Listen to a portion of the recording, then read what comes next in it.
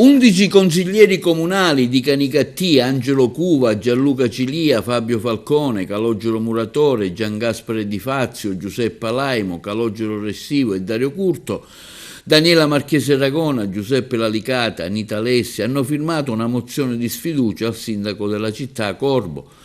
Nel loro comunicato stampa affermano: di fronte a una situazione segnata da disservizi, ritardi e responsabilità mai pienamente assunte, abbiamo ritenuto non più rinviabile un atto politico chiaro e responsabile. Abbiamo redatto, si legge nella nota a firma dei consiglieri, un documento analitico e costruito nel tempo, nel pieno rispetto delle regole, con senso delle istituzioni, un lavoro che affonda le proprie radici in una crisi politico-amministrativa ormai evidente, dalla gestione dei servizi essenziali, a partire dall'acqua, fino al dissesto finanziario, alla paralisi decisionale, alla mancata attuazione delle mozioni approvate dal Consiglio Comunale e alla progressiva marginalizzazione dell'Assemblea cittadina. È doveroso pertanto ribadirlo con chiarezza: l'intero Consiglio Comunale è stato informato da settimane dell'avvio di questo percorso. La conclusione della prima bozza della mozione è stata comunicata formalmente e per tempo. Nessuna iniziativa improvvisata, nessuna imboscata, nessuna manovra opaca. Tutto è avvenuto alla luce del sole, con l'obiettivo di aprire un confronto serio e pubblico sul futuro amministrativo di Canicattì.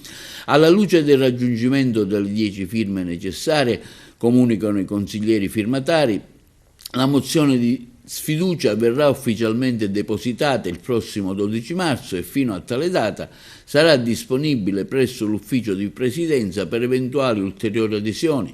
Seguirà quindi l'iter istituzionale, che prevede che la discussione in Consiglio Comunale avvenga non prima di 10 giorni e non oltre i 30 dalla presentazione della mozione.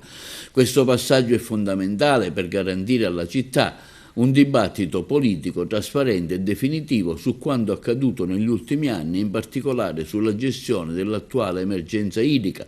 Siamo pronti a un confronto, ribadiamo con chiarezza che il testo non è blindato, continuano nella nota i consiglieri comunali di Canicattì, potrà essere modificato, integrato e migliorato per favorire la più ampia convergenza possibile. L'obiettivo non è quello di imporre un documento, ma portare la discussione nell'unico luogo legittimo del confronto democratico, l'aula consiliare. Pertanto rivolgiamo un appello a tutti i consiglieri comunali: votate la mozione di sfiducia per consentire a Canicattì di ritornare alle urne e ridare voce ai cittadini. È il momento di compiere una scelta di responsabilità e di dignità istituzionale affinché si apra una nuova pagina per la nostra città. Concludono i consiglieri comunali, che nei prossimi giorni continueranno il confronto con tutti i consiglieri disponibili.